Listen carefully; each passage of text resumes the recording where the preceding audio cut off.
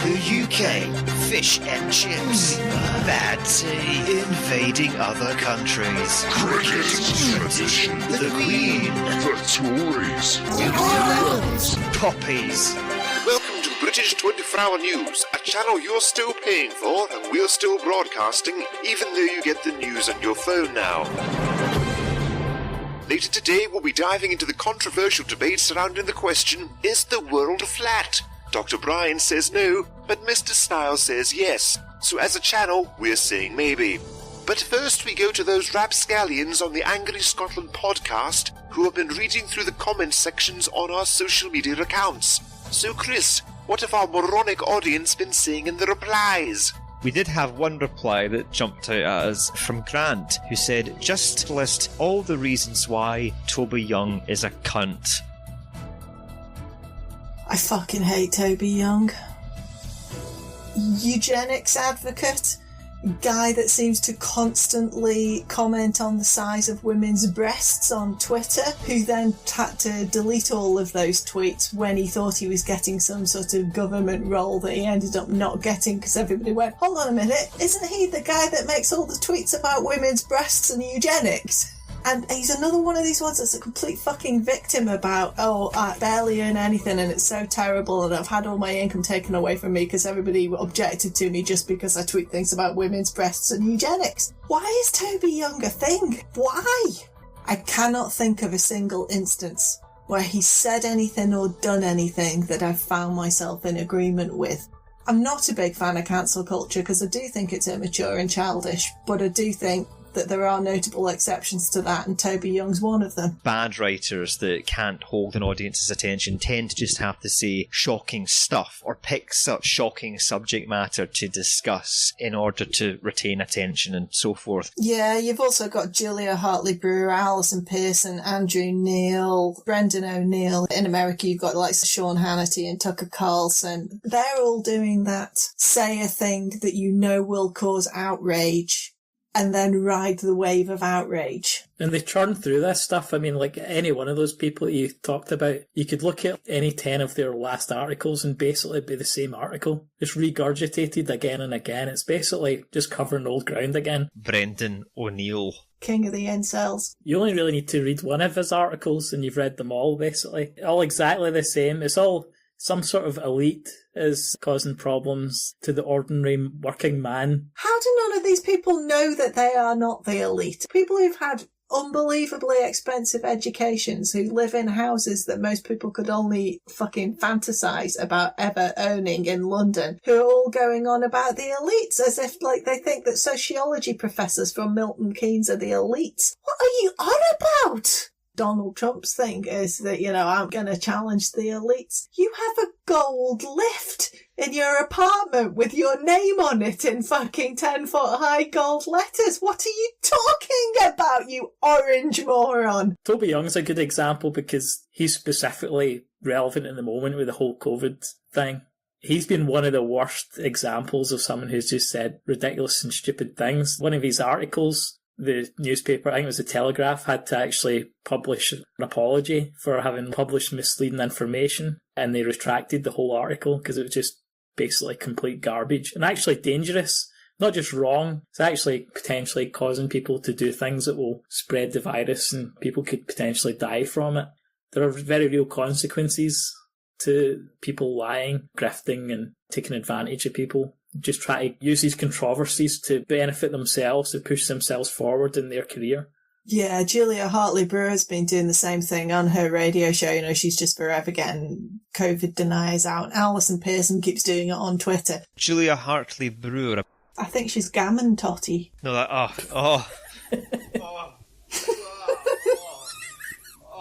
hey. Well, go on, you brought it up. I feel that that's a self-explanatory phrase. She's the sort of public school girly, jolly hockey sticks type, espousing hideous views. It's gammon porn. Jesus, man, please reevaluate your life choices. Holy shit. Gulf, where the G stands for gammon. Say what you like about the left, but at least Ash Sarkar is actually quite good looking. If you're going to simp, at least do it for something it's worth it. Is it Susanna Reid's Good Morning Britain? Yes. The nation's facepalm. Here's Steve Bannon, like an actual Nazi. And then Susanna's just there going, I don't really agree with this.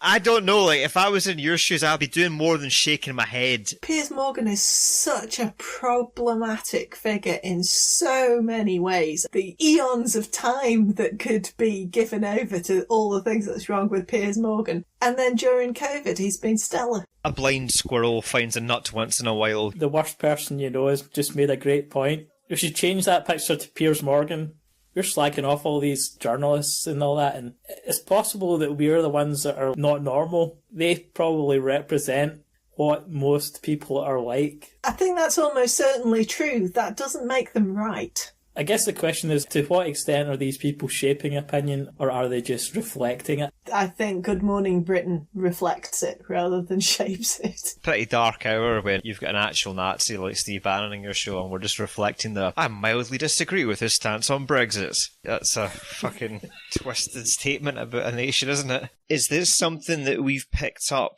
from the States? So your Fox Newses, your Sean Hannity's, Tucker Carlson's have been around doing this for years and years and years. Would I be right, and I say this as a relatively young person, that the British doing this is kind of a new thing? It's more of a modern phenomenon. We've not really experienced this, or has this always been here? I think it's a Rupert Murdoch thing, and not all of these people currently work for Rupert Murdoch, but that infiltration of our media by Murdoch. The Times used to be a good newspaper and isn't anymore, for instance. It's a Murdochization of our media, because that shock jock radio thing has been a thing in America for decades, and it wasn't over here. But you get the likes of LBC talk radio opening up over here, and that is a relatively new thing. They gave Nigel Farage a fucking show for a while.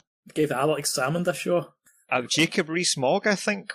Is it almost like the crap opinion piece people that are just saying all this controversial, horrible stuff have laid the foundation for politicians then to get in on this grift and this act? The bad opinion piece writers have therefore now infiltrated politics itself. Well, they have, haven't they? One of them's Prime Minister. Boris Johnson and Trump. That's literally what's happened there. We've had these two guys that were more periphery commentator characters that would write and say controversial things about those in power, then find themselves in power. Is that by design by Murdoch? Is he really that much of a psycho that he's willing to let the whole world burn just to sell some newspapers? Yes, but I mean, he is also pushing a personal political agenda, isn't he, through all of these outlets? And certainly it seems to me that he's been the undoing of the press in this country, and he's pushed over and over for regulatory reform to make it easier for people like him to hold monopolies in a way that's always dangerous. That's certainly really dangerous in America, and that's one of the problems, is that a handful of corporations are essentially running lots of local papers and local news stations and things like that. We're about to get the same here with this GB News thing, aren't we? With 2Pay TV with Andrew Neil. I'd like to just apologise on behalf of Scotland for some of our terrible journalists that we've exported to other parts of the UK and the world, in particular Andrew Neil. I wouldn't be surprised if GB News isn't as successful as everybody thinks it's going to be. I don't know if there's quite as much appetite for that style of news in this country as people think there is. I think there's already quite a lot of complaints about the fact that the BBC has been moving a little bit that way, and Sky News has been forced to pull itself back from being that way. Because I think actually, with the exception of a small army of the Gammonister, I think it's antithetical to the British idea of, particularly the English idea of what they're about, of their manners and things like that. And I suspect it might not be as successful as everybody thinks it is. We'll see in 2 years' time, but I wouldn't be at all surprised if it perhaps withers away. In much the same way that people starting new political parties and things like that, and there's all this fanfare and all this fuss, and then nothing really comes of it, because actually getting the market share that you need to be viable is actually really difficult, because most people are quite entrenched in their habits. Yeah, I think it's a difficult market. I know they've had this influx of right-wing money from broad seed funding, but they'll need to make money to keep going, so I'm not sure where that's going to come from. I mean, ITV couldn't keep a news channel going. I think Sky basically just about managed it. They probably do that at a loss. The BBC One, a lot of the content from that is other programmes, and it's very repetitive. They don't have a lot of fresh new content. Possibly what it might generate into is like a clip generating machine for social media. They'll just have these things that they can then put onto Twitter. It'll just be like a TV studio where they can do interviews that they might have done in a podcast or whatever. Do the InfoWars format where you just bring in people like Alex Jones, not specifically him necessarily, but people you can put behind a desk for an hour and just let them rant. And those folk exist on the right wing, like they're growing on trees, rather than doing cutaways to different, here's us on location here, just having that guy behind a desk. I think that might be the angle they take, because it's low production value, and as free highlights generates clips, so therefore it generates attention. But the other flip end of that discussion is the absurdity of 24-hour news existing in a post-social media age. The BBC, if you actually watch a lot of what they've developed, for example, BBC News 24, it always comes in the back of the private sector doing something. They follow, they don't lead, which is absurd, because you would think that with the licence fee, you would have all the room in the world to take risks that nobody else would be willing to take. But they don't stop and think, because Ted Turner, CNN, and correct me if I'm wrong, was the first to do 24-hour news. And Ted was viewed as being fucking insane to do this at the time. And then it worked. And then everyone else did it. But this isn't a pre-broadband internet, pre-social media age. So the question now would be like, well, in the age where we just check our phones, the place you get your news now is on your phone. Why does 24-hour news channels on a television still exist? And I don't understand why nobody at the BBC, up at the chain of command, is going, this is a completely redundant concept, why the fuck are we still doing it? And it's why I think that GB News, the assumption is it's going to be a channel that resembles News 24 or Sky. My gut feeling, they're going to use much more of the InfoWars format. Because Alex Jones, to give Jones, and I hate doing this to give him credit, Jones started off on radio, so he's the kind of guy that can just give him a microphone and go live for hours on hours and hours. And I suspect that's the kind of people that are going to try and attract to this channel, because I say it's low production value and will generate clicks, because what the format now is that you want to get 2 minutes 15 seconds of batshittery to share to Twitter that then links you to the channel. That's what I think they'll try and do. I'm not convinced it will be a success, because even that style now feels a bit out of date. It doesn't feel like the next big thing anymore. It feels like something we'd have been interested in 2013 as opposed to now, but I think it may do better than people possibly think it might. But it would depend. It might do better online. I don't know how they're going to roll this thing out. If they've got a YouTube presence or whatever, maybe they'll be able to generate revenue that way. They'll have a rolling live stream, and maybe it'll be from the residual hits. They'll be able to get enough revenue out of that. Is Andrew Neil a gateway drug? Is he the person that leads you as your presenter of daily politics, but then you start following him on Twitter, and then suddenly you're starting to pick up a bit of the Julia Hartley-Brewer, you're starting to pick up a bit of Toby Young. Spectator magazine, that's still in business. Get in the fucking sea, all of you. I mean, it's just like some sort of petri dish for breeding pricks. Do you harbour eugenic opinions? Come and write for The Spectator. I think what's so shocking about Spectator magazine is the names that have been throughout the years. Boris Johnson is one, who's the current Prime Minister of the UK. You want to dismiss it as eugenicsy, racist, bigoted shite rag. Because it is all those things. But it's the eugenicsy, bigoted shout rag of the ruling classes. Why isn't it dunked on? that much? Is it because it's kind of underground? Fox News is like a joke. It's one of those things like if a stand-up comedian was to do like a joke on the media, they would reference Fox News because everyone in the audience would know what it was. Whereas The Spectator magazine, one of its hidden secrets is to remain slightly under the radar, almost. I think you might be onto something there. I'm only aware of it really because of Twitter. I think you might be right in that people who are in the know what it is, for good or ill, in terms of whether or not they're for it or against it. But it isn't like the Sun newspaper. It's not like absolutely everybody knows what it is. And it could be that simple. It's appealing to a certain market. It knows exactly who it's appealing to. And it is a good incubator for a certain type of proto-fascist establishment type. You're on that slow step to radicalisation, you know, and I think the BBC, have quite a lot to answer for in this regard, because I even think Koonsberg's a bit like that. I'm a seemingly normal, middle-of-the-road person, but there's enough low-key shit that's punted out there that begins to make you have really stupid opinions. So her whole take on Jeremy Corbyn, as much as I felt a lot of critiques of Corbyn were valid, the whole BBC handling of that was fucking insane, and all it did was really push people much further to the right. Doing a sort of collage picture of Corbyn wearing a hat and making it look more Russian by doing it in red and black is the equivalent of that Georgia incumbent senator making John Ossoff's nose larger in a picture, isn't it? That's propaganda.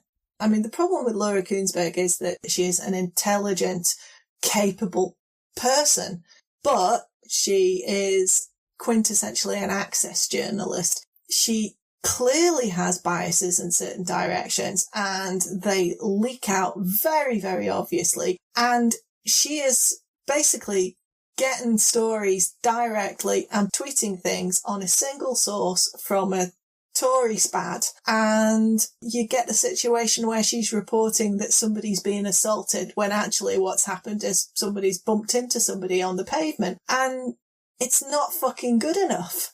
It's certainly not good enough for the political editor of the BBC. America sneezes, the UK gets the cold. I mean, you've seen that a bit with Murdoch's approach to press and journalism and media and the BBC itself, because certainly on their entertainment division there's an argument to be made that this definitely happens, where ITV in the early 2000s basically said, we're just going to stop doing high production value television and just do talent contests and cheap shit because it's easier to make. And then lo and behold, the BBC immediately entered into a ratings battle, and they too were like, fuck doing high quality TV, we're just going to do crap talent contests or dancing show gimmicks or whatever the fuck it is. And you do wonder as well if their press, their news wing, has also had that same issue where, oh, but Sky and the Murdoch ways to do it like this, and therefore we've slowly, residually started to resemble the thing that really we should have been rebelling against to begin with, and say like, no, like that's what those fuckers are doing, but we're going to go the high road on all of this. And they don't seem to be doing that. They seem to be going the low road, albeit in a more low-key way. What's interesting to me is that I think it's as a result of phone hacking scandal and Sky getting their wings clipped quite a lot as a result of that. I actually now find Sky News is much better than the BBC. I agree. I avoided watching Sky News for years, but I reached the point where I was so scunnered with BBC News.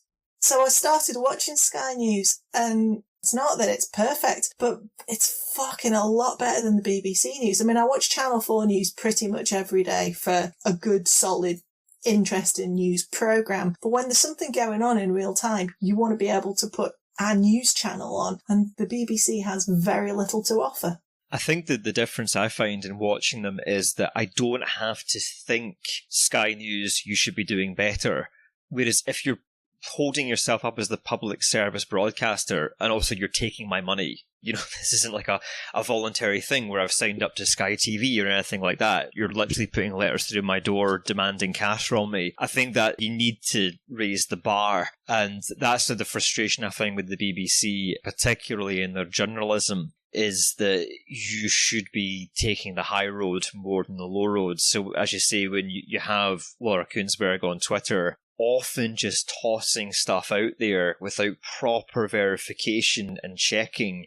Yeah, to a couple of million followers, potentially. So when Kay Burley does it, you're like, well, I'm not saying Kay Burley actually has done this, but if she were to, I'd be like, well, that's not great, but at least she's not taking my money. You know, and I think that's the contrast between the two of them, that Kay Burley is maybe not the most perfect journalist in the world, but there's less of an annoyance factor because there's not like she feels entitled to my cash. Whereas everybody that's under the BBC umbrella, you know, whether they like it or not, that's the situation. You're not surviving on your ratings and your investment from sponsors and advertisers. You're surviving based on taking money out of the public's pocket. The tweet that you spoke about there, Tucker, the one about the punch incident, it's quite a good example of the problem, because I'm sure that got thousands and thousands of retweets, and then the subsequent apology or retraction that comes after that gets absolutely no notice whatsoever. So people can just throw these like unsourced rumours, just absolute bullshit out there, knowing that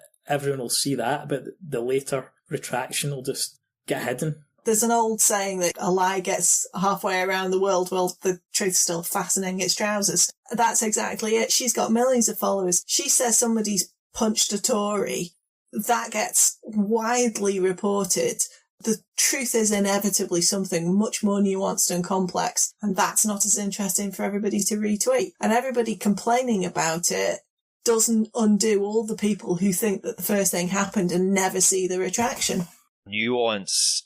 The whole origin story of this podcast was coming to terms with the fact that the issues that we're talking about now, you can't discuss them on Twitter because there's no room for fucking nuance on that website. And this was the whole reason why I wanted to do this, was to bring in people like Free, yourself, that are on quite radically different ends of the political spectrum. You know, I'd say broadly, I'm pretty left-wing, Free's a libertarian, Tucker, by your own admission, fairly centre. And the whole idea was, let's talk about all these issues, but not in an aggressive, we're hunting for the retweets, we're trying to cause conflict way. Let's just have a chat and prove that that's actually possible. Where the angle in media now is that you tune into things like the Sky News paper roundup and you just want to watch a fight. You just want to watch a big back and forth of people who don't agree with each other.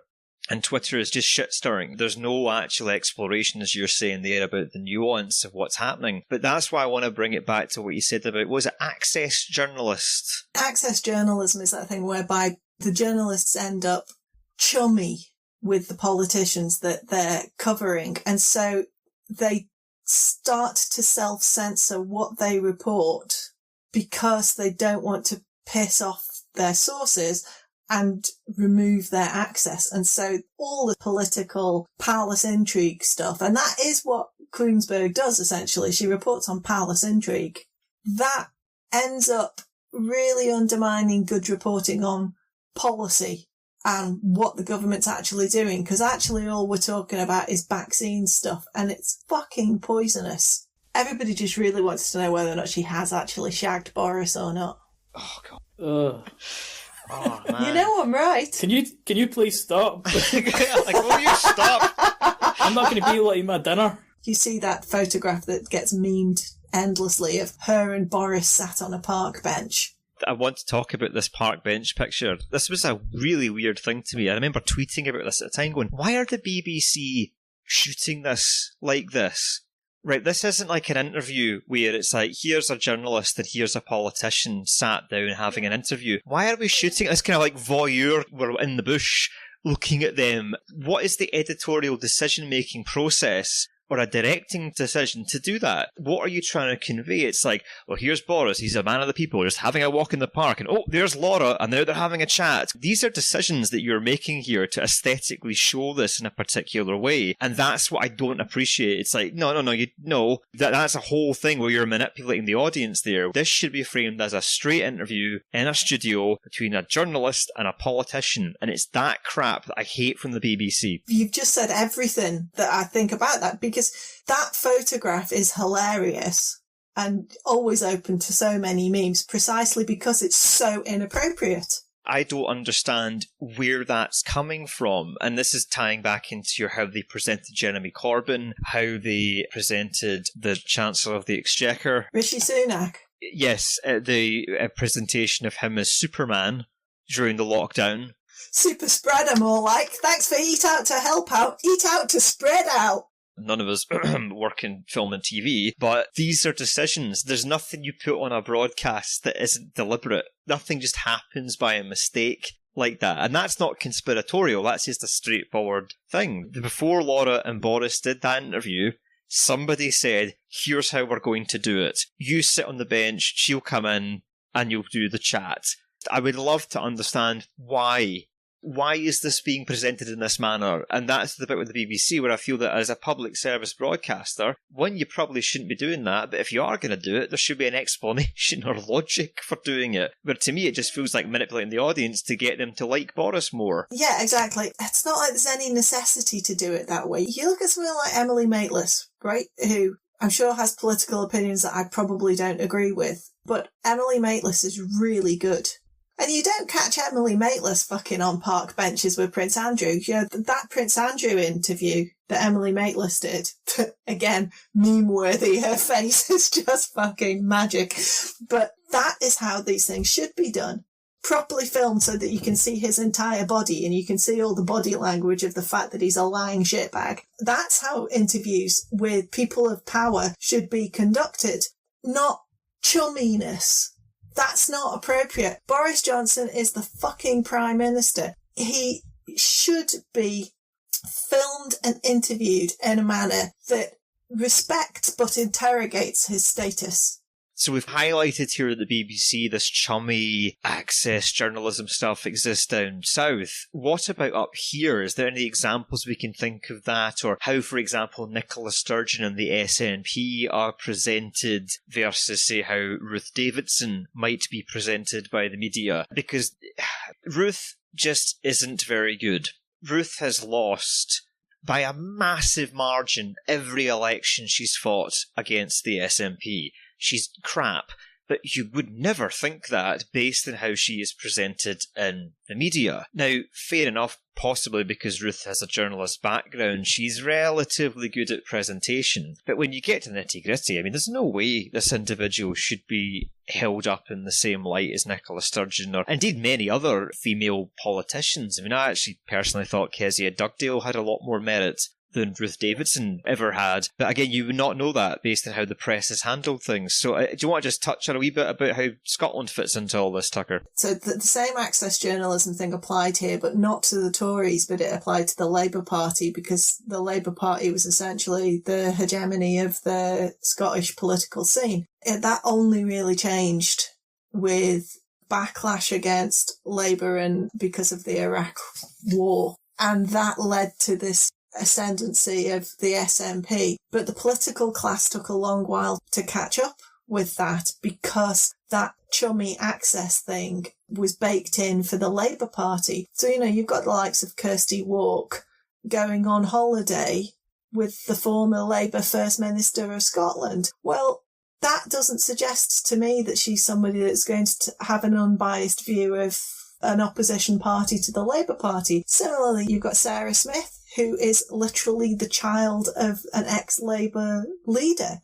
It's not that somebody should be judged by what their father did, but it's difficult to believe that she has an unbiased view of the SNP, and it certainly seems to be the case that that leaks out from time to time. And it's certainly the case that there was a sense for a long time that somehow the SNP had stolen the Scottish electorate. You know, I mean, you would see, you know, Jackie Bird interviewing SNP politicians, and she was problematically venomous. I mean, it was appalling to watch, and you just think, that's not good enough. Gordon Brewer's not as bad, but he's not great, is he? And, you know, he's somebody that was at uni with Gordon Brown, I think. So you've got these very long ties and friendships that make it very, very difficult for them to actually see their own bias, I think. That real spiteful reaction towards the SNP, which we're identifying here, is much more wrapped up in the Labour thing. You're therefore seeing people that may have been fairly left politically have now got really wrapped up in this British nationalist end of Twitter. and this really hard-end unionism, which has really come about by just the SNP getting elected and going, yeah, we quite like the European Union. And there's a sort of refusal, isn't there, to acknowledge by some of these people that the SNP could possibly be doing anything good. It's just George Fuchs saying, yeah, they're doing this, that and the other, and they're doing it on purpose. The idea being they're only doing nice things because they want to suck you in so that they can get the independence. It's like, does it matter if they're doing the right things? Did it occur to you guys to do the right things? You know, you could have done these things, but you didn't, and now you're complaining that somebody is because you think their motivations are wrong. We've talked about and have critiqued the SNP on this podcast, believe it or not. Things like named person, we did an episode on that way back in the day, and we all agreed, talking about named person, that it's not that anybody coming up with this was like, ha ha ha ha ha, let's be evil and do 1984. And that is how it's presented by a lot of these Britnats journalist types, where they're zoning in on the fact that the motivator for any attempt at good, or just good in general, is motivated by some kind of evil force within the SNP. So we'll say, like, yeah, they fuck stuff up. I think education-wise, they haven't been as good as they could be. There has been problems, but I don't get the feeling that a lot of the SNP are motivated by nastiness, if you like, and that way of not having the objectivity as a journalist just to deal with the issue in isolation. Suddenly it's got to be framed as these people are equivalency to the Nazis. And I mean, I'm saying that not with a lot of exaggeration, because there are people that are on like the journalistic periphery or even inside it that are leaning into that kind of rhetoric that is just simply fucking bonkers. But I'm intrigued by this idea that it's almost as a reaction to having the access pulled away that they had within the Labour Party and the overhanging bitterness, and why now smearing the SNP. It's like blind smearing. It's not looking for discussions. It's not looking for, like, how could they have handled named person better? How would this... It's not looking for that. It's looking for, they're the fucking scum of the earth, fuck them. And that just isn't the case. And on this podcast and on Twitter and stuff, when Kezia Dugdale did something that was quite good, we gave her credit for it. We're not that blinded to the fact that occasionally folk on the other side do things that are okay. Whereas now you're getting the Stephen Daisleys of the world that are just so hardwired in to that British nationalist thing that you're like, this isn't journalism or even coherent opinions anymore. This is just you being insane. I think, a lot of it is the clickbait culture that we're now in. And I mean, this is a huge rabbit hole. We could end up going down some kind of wary of looking into it too much. But people now are looking for opinion validation. So what they want is to read something that they already agree with, or allows them to get riled up about something they don't really want to learn or have a nuanced discussion. And what these writers are very good at is exploiting that. I say good at it, I mean, it's pretty low tier shit they're playing with here. But I think that Kevin McKenna's talent, or lack thereof, is simply to pick controversial subject matter or deliver controversial opinions and put that out into the world. I mean, I don't read Kevin McKenna. There's Marina Hyde, and then there's Kevin McKenna. I've got other things to be doing. I could be reading Marina Hyde. I've got no need to read Kevin McKenna. And so I'm aware that he exists. I'm aware that there's a sort of controversy about him being shite, but I'm quite unaware of his output, because on the odd occasion when I've bothered to read it, it hasn't even worth being annoyed about. It's just poor. And a lot of this is to do with how the internet works. The internet is algorithmic based, and it's all about interaction. So on YouTube, for example, if you're watching us on YouTube right now, if you dislike this video, that's actually good for us. If you leave a comment saying this podcast is shite, that's actually really good for us. And this is the weird thing about how the internet works now. It's about clicking and about interacting. It's not necessarily about learning and supporting. And this is where a lot of these journalists were listing off here. That's really their bread and butter. It's to get you to come in and leave a comment saying, Kevin McKenna, you're talking shite. Because you came in, you clicked it, you read the sponsorships that were down the side of the page, and you left a comment. That's how these folks stay in business. And this is the whole problem with society in a nutshell, really. Yeah, it's the monetized clicks thing. So one of the issues that you face is the sort of escalation required to get the same effect. So it's a bit like drugs or pornography. You get a dopamine hit the first time, and then the second time it's not as good, and so you're always chasing that high. And it's the same. You get some controversy, but when you say the same level of controversial thing a second time, well, you're the person that said a controversial thing the first time, so that's now not a shock. So now you have to call immigrants cockroaches. Before you know where you are suggesting that you should machine gun children on the beach, and then you leave Twitter. I was sat the other night thinking about what am I going to say on this podcast about journalism, and I was thinking exactly what you've just said there, that it's all wired into that dopamine hit. So what a lot of people are online for now, and sadly, unfortunately, existing for now, is just a dopamine hit of the big pat on the back to reassure you that you're right and you've got this, or you want to be shocked and appalled. There's no real drive about learning or improving yourself or nuance. We fire up Twitter and we want to scroll down it and we want to see something shocking or something profoundly great. What we don't want is middle of the road consistency of goodness or intelligence. So there's so many writers and journalists that are out there that are sadly of a lower profile that are steadily making sense and doing good journalism and writing things that you go, yeah, actually I hadn't really thought about it like that before. This person knows what they're doing. But they never hit the tier, though, of the people that are just punting out the shock value. And this is to tie back to what Rupert Murdoch worked out about human nature, and this is why we kind of have to blame the humans in general for this, is that we love it.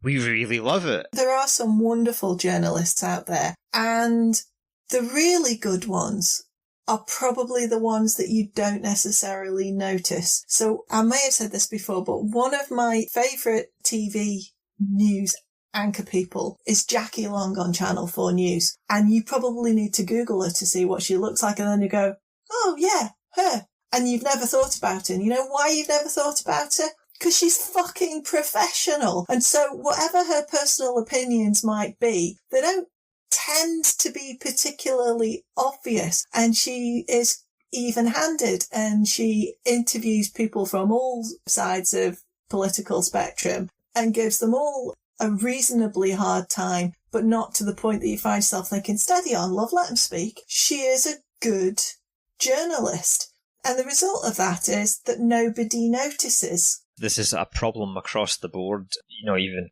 in entertainment media as well, where it's just, if there's enough whiz bang bang going on here, it doesn't really matter if there's no substance or meaning behind it. And that's why you see a lot of writers that aren't fundamentally good writers or fundamentally good storytellers picking controversial things to talk about in a very ham-fisted way, in an uneducated way, getting the notoriety and getting the clicks. And I think, to come back to your journalist type, you've got your access journalism, you've got your dodgy columnists, but I hope there are still people out there, and they evidently are, that they believe in the concept of what journalism is. And good journalism is important for society, but it's just unfortunate now that the public, and it's hard to not blame them for this because they are so readily consuming all of this. And it's like McDonald's or anything else, or a fast food restaurant of some description. Hit me up with that dopamine. Is that man now becoming a fucking snob? I don't know, but what I'm looking for with everything in life is more something memorable, something that's going to make me feel something or have an impact on me. And it's now journalism, entertainment media, it's all become fast food. So it's that's what social media has done to journalism. It's turned it into fast food, where you're turning up to get your quick fire meal that you'll completely forget about it within 15 to 20 minutes, but it gave you that initial, I quite like this meal. Whereas you'd rather have a full, decent, let's go out to a restaurant and having a decent meal that we'll remember 3 years from now. The culture now, it's not wired into that because the scroll factor. Doom scrolling. Yeah, but we keep consuming it. As we've established, people can get sucked into attaching themselves to things, as you've sort of seen with the QAnon thing in America. So if you have higher standards about what can be put out in the first place, then there's less nonsense for people to attach themselves to. It's beyond my wits to work out exactly how you navigate the treacherous waters between censorship and standards. You can perhaps just have standards yourself and give your money to the people who uphold your standards and withhold your money from the people who don't uphold your standards. And you can encourage other people to do the same. And you can hope, therefore, to create a market for the things that you want. And is this why the BBC is quite important to zone in on? Because that's not what happens there. They don't have to worry about markets, do they? Exactly. Sky don't piss me off because I can take my money out of that. I've got some level of control. Fuck Spectator magazine. I'm not paying for that. Whereas the BBC, it's like, well, you've got Andrew Neil, who's heavily involved in Spectator magazine, or at least has been, hosting a TV show there. But I can't take my money off of him for that. So how is this fair? This now feels like we're playing with a rigged deck that is inevitably going to end up in far-right Bollocksville. Because I don't think it takes very long for someone following Andrew Neil and thinking his takes are normal to end up then discovering Julia Hartley-Brewer, Darren Grimes, and then eventually down to LBC Radio, Nigel Farage, and possibly on to InfoWars and beyond. It annoys me that the BBC don't seem to be willing to take any account for that slippery slope that they are definitely setting up, consciously or unconsciously. I mean, the BBC has been guilty for a long time of this both sides thing, whereby unequal ideas are given equal airtime. Putting a climate change denier on with a climate change scientist is not an appropriate thing to do because both sides of that are not the same.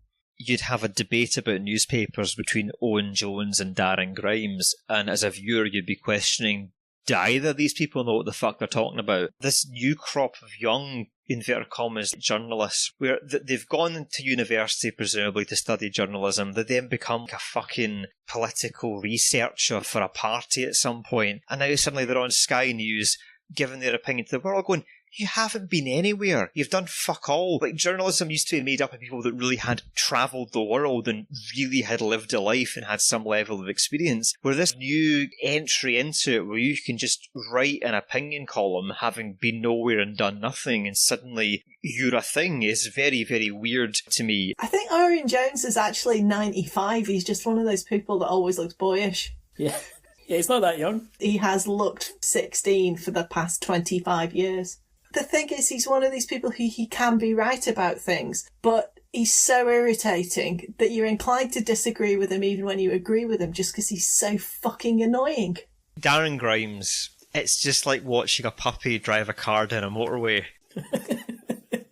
Just this completely inept fool that I think is very Alan Partridge-like in a lot of ways, where you can't help but look because of how outrageously stupid the whole situation is. Darren Grimes is somebody that needs to be put through a de-radicalisation programme. He was part, obviously, of the second-tier pro-Brexit campaign, Leave.eu. So Christopher Wiley, the whistleblower from Cambridge Analytica, when he was working on the inside of that, worked alongside Darren Grimes and a couple of other people, one of whom ended up being the whistleblower about the fact that Leave EU was punting money to them so that it could spend more than its allocation via another registered organisation. And Christopher Wiley's just incredibly sad about what has happened to Darren Grimes. It's like he's been brainwashed, and now he's got this little cult of personality thing going on for himself. But I mean, he was very, very young when all of that kicked off, and I actually think genuinely a grown-up should intervene. You sort of want to rescue him from the whole nightmarish disaster. He is a nasty little shit, though. It's in a slightly Partridge sense that his ego and his desire for attention overrides any sense of moral decency. That bit where he had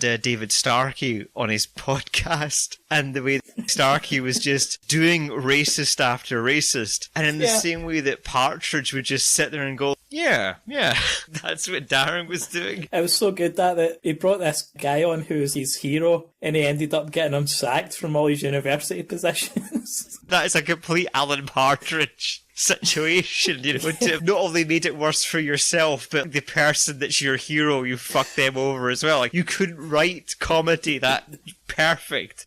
The mark of somebody who is any cop is that you might not agree with them, but you might still want to read them. So PJ O'Rourke is a great example of somebody who has wildly different political opinions to me, but whose writing I find endlessly entertaining. PJ O'Rourke is somebody who is intelligent, witty, urbane.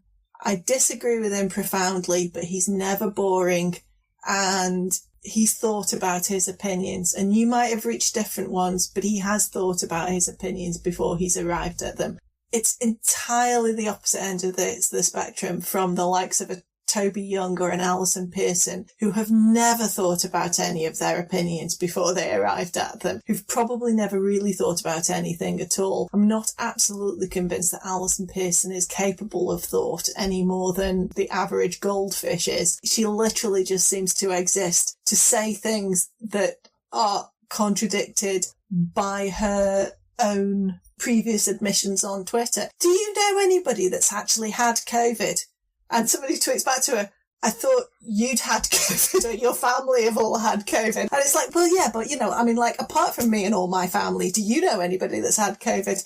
What are you talking about, woman? What the fuck are you talking about? These are people that are just literally just in it for the attention seeking. Once again, we've highlighted lots of problems and provided absolutely no solutions whatsoever. That's a service we can be proud of. You're just looking outside, looking into a situation you can't really do much about. What you said, Tucker, was probably right insofar as all you can do is pay for the things that you really like and promote good journalism and good journalists and stuff like that. Be conscious about the things that you consume. It takes work. It's quite hard to find the good stuff and stick with decent long-form journalism and stuff like that. It takes more effort than to just consume like short tweets and outrageous stuff. But it is worthwhile doing, and I try and think of it as like consumption, as if it's food. There's like food I'm putting inside me. The knowledge is like that, and if you put crap food into yourself, don't be surprised if you start to get ill. It's exactly the same with like journalism. If you're watching crap all day long, then you're turning your brain into soup, basically. Knowledge is porridge, to to quote the thick of it. Yeah, absolutely. It's exactly the same. Garbage in, garbage out. If you eat nothing but fucking wrestlers' burgers, you can expect really to get bowel cancer at the age of 45, and you've nobody to blame but yourself. For all of these people, you've got Marina Hyde, you've got Susan Boniface, who's Fleet Street Fox, you've got Carol Cadwallader, you've got Peter Jukes, you've got Byline TV. Give these people your read. Give these people your shares. Give these people your money. Because every time you spend £1 well on something, you're denying oxygen to the shit. We've got to pay to support the things we like. Because these people are all trading off the clicks mentality, which is a sort of online advertising model. So we do need to be prepared to pay for some good content. Apart from this, which is free. Yeah. We do this as a public service, y'all.